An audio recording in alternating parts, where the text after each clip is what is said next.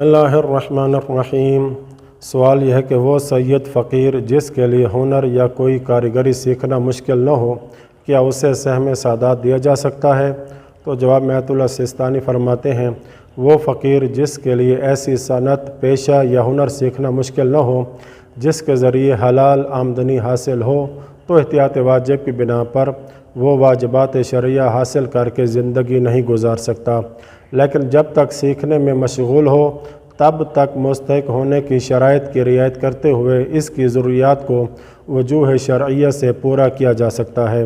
دوسرا سوال یہ ہے، اگر انسان فقط ایسا کام کاج کر سکتا ہو جو اس کی شان اور حیثیت کے منافی ہو، تو کیا ایسا شخص فقیر شمار ہوگا؟ تو جواب میں فرماتے ہیں، وہ شخص جسے فقط ایسے روزگار اور کام کا موقع ملتا ہو جو اس کی حیثیت کے منافی ہو اور دیگر آمدنی کا کوئی ذریعہ نہ رکھتا ہو، تو وہ فقیر شمار ہوتا ہے۔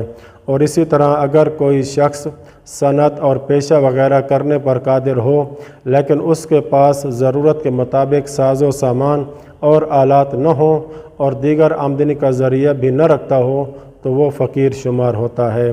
دوسرا سوال یہ ہے، ایک سید فقیر بھی ہے اور مقروض بھی، کیا اس کے قرض کو اتارنے کے لیے خمس دینا جائز ہے؟ جواب میں فرماتے ہیں، قرض اتارنے کے لیے خمس میں سے سہم سعادت دینا جائز نہیں ہے۔ ہاں، یہ ہو سکتا ہے کہ اسے سال کے اخراجات کے لیے سہم سعادت دیا جائے، پھر وہ سید اسی پیسے سے اپنا قرض ادا کرے۔ وصلی اللہ علی محمد و اہل بیتہ الطاہرین۔